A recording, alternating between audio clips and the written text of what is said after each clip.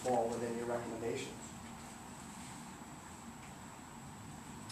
Let's just say that our panel, which consisted of 7 people, unanimously chose one of the other 3 finalists. Unanimously chose one of the other 3 finalists. And as Mike said, you know, that recommendation was wholeheartedly ignored. We were not asked to come back to provide our feedback. And again, in the FOI request that was filed to ask for a copy of our recommendation, they said that they discarded it. Yeah, they essentially threw out a recommendation when they reached an agreement with Ms. McMullen. And they never retained the initial sheets that they were filling out when they did the initial screening.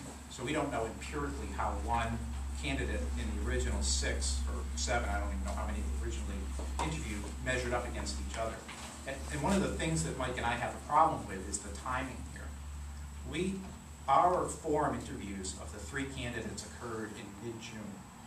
And on the afternoon of the interviews, we were told that the Board of Education was meeting that night to select a successful candidate after our interviews. And it's all spelled out in our letter, but just to highlight, multiple members of our forum asked for references and letters of recommendation beforehand, and when they weren't provided by the Board of Education. We were provided some materials moments before the interview process began. And you know, this was the first time I've ever been part of a superintendent hiring process. The amount of materials provided by 2 of the applicants was at least an inch thick. And we were asked essentially to digest that material within seconds of the interview process starting. It was impossible. So we didn't have the opportunity to do what I would think would be a full analysis of these 3 candidates. But we asked the questions that we prepared ahead of time, and then we asked follow-up questions afterwards. Each of us asked one question. There were 7 initial questions, and there were multiple follow-up questions. And following that interview process, which probably took about 90 minutes, we met and talked about each candidate candidly and thoroughly. But during that time, the Board of Education was meeting, and they sent their secretary down to stand in the room and essentially say, if you've got a recommendation, we need to know it, otherwise they won't consider it. So, you know, this was the type of compressed time frame that we're talking about. And Mike and I think the other forum members were under the belief that, well, they need this recommendation right now because they're picking their candidate tonight. Well, if anybody's been following the announcements in this case, they didn't announce the successful candidate until 5 weeks later. And during that interim, that 5-week period, they never met with the forum, they never contacted the forum, they never asked us about our recommendation, they never asked us about our reasons for our recommendation. They just seemed to have gone in a completely different direction. And I think that speaks to the fact that our committee, our forum, was really meaningless and possibly just a token panel that was thrown together at the last minute, maybe to somewhat indicate that they had some public input to the process. But clearly, as we've discussed, and as what's in the documents that you have, it didn't meet the requirements of the policy and the regulations. And this board, like all other boards in any town, are required to follow the rules. And if they're not going to follow the rules, it has to be looked into, and there has to be consequences. Otherwise, why do we have the rules in place? And I know you asked a good question, sir, about the contract. There's a couple of issues there. One is that the contract she doesn't start until January 1st. So, that's something that could be looked into. And the other thing is there is buyout provisions in that contract. So the Board of Ed, the Town of Orange, has the opportunity to terminate that contract at will with a buyout provision. And just because this person came through the process and signed a contract, doesn't necessarily mean that that it should stick if it wasn't done properly. And the analogy I'll use is an elected official.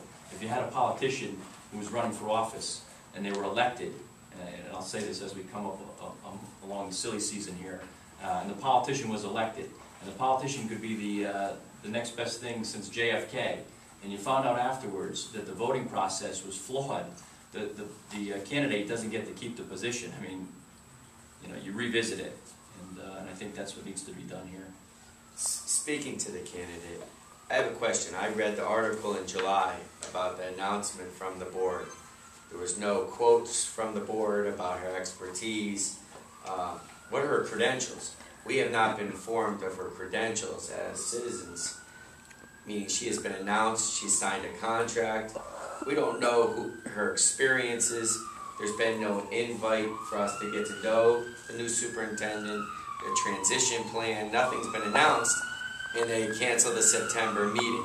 All those concern me, but as forum members, you're the only ones that have met our new superintendent. What are her credentials? I think because that goes also, a separate entity of the process. But Mr. Riccitelli, you were just talking about, buyouts and so forth. I got to know her credentials as a citizen.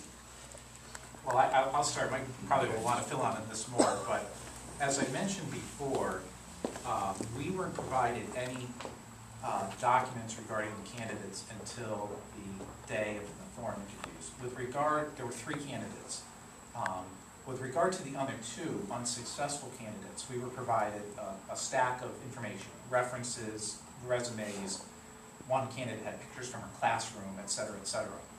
The only thing we received from the Board of Education regarding the successful candidate was a copy of the Canton School newsletter. We never received her resume or her letters of reference before we interviewed her. Do we know if she has an elementary school background? To my knowledge, after we filed the Freedom of Information request, we did get all the candidates' resumes, and in my review, I do not believe she has an elementary education background. And Yeah, just only these perfect. So, I mean, I don't know, if you'll read our letter, one of our questions to the board was, why didn't we get, even under that compressed time frame, I mean, we had a chance to sort of skim through everything in the seconds before the interviews started. So something was better than nothing.